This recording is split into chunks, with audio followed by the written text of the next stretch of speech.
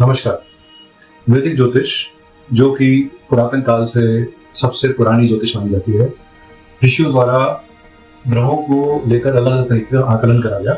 इसी में से एक आकलन है ग्रहों का आपसी संबंध। किस ग्रह से कैसा संबंध हो सकता है या हम उसके संबंध को कैसे देखें। एक है नैसर्गिक संबंध, जिसे आप बोलते हैं नेचुरल फ्रेंडशिप, जैसे सूर्य, चंद्र, मंगल और जुपिटर आपस में दोस्त हैं। चंद्र जुपिटर और सूर्य का मित्र है, मार्स के लिए न्यूट्रल है। वैसे ही मार्स चंद्रमा को अपना मित्र मानता है, मगर साथ ही साथ सूर्य और जुपिटर का भी वो दोस्त है। तो ये तो हो गए नैसर्गिक संबंध, नेचुरल फ्रेंडशिप। मगर हम किसी भी चार्ट के अंदर किस तरीके से किसी भी ग्रह के संबंध को देखें, तो टोटल संबंधों में सबसे इंपॉर्टेंट है कि अगर एक ग्रह दूसरे ग्रह की राशि में बैठ जाए, तो यानी कि उन्होंने एक दूसरे के साथ क्या कर दिया, राशि परिवर्तन, एक्सचेंज रिलेशनशिप। तो ये बहुत ही स्ट्रॉन्ग रिलेशनशिप है।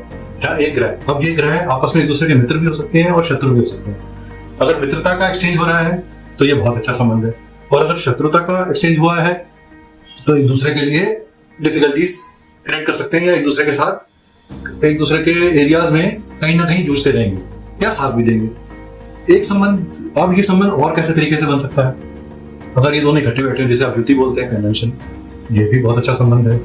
नेक्स्ट संबंध कैसा हो सकता है, जिस राशि में ग्रह बैठा है उस राशि के स्वामी अगर उसे दृष्टि कर लें तो इसे बोलते हैं दृष्टि संबंध।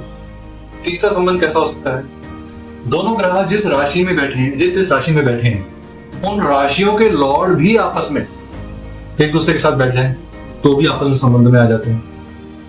दोनों एक दूसरे को दृष्ट कर रहे हो अलग अलग जगह बैठकर, जो जिन राशियों में वो बैठे हुए हैं उनके स्वामी उन्हें दृष्ट कर रहे हो तो भी ये संबंध में आता है। तो इस तरीके से 5 तरह से ग्रहों के आपस में संबंध होते हैं। इन्हीं संबंधों में आगे आपको तो कुछ एक कॉम्बिनेशन बोल जाते हैं, ऐसे बोलते हैं 2-12 का रिलेशनशिप, यानी कि एक ग्रह दूसरे ग्रह से दूसरे भाव में हो या 12वें भाव में आ जाए तो 2-12 का रिलेशनशिप हो जाता है। ऐसे ही ग्रह का नेक्स्ट संबंध होता है षष्टक, यानी कि एक ग्रह दूसरे ग्रह से 6ठे भाव में आ जाए और वो ग्रह वहां से 8वें भाव में आ जाए तो षष्टक बन जाता है।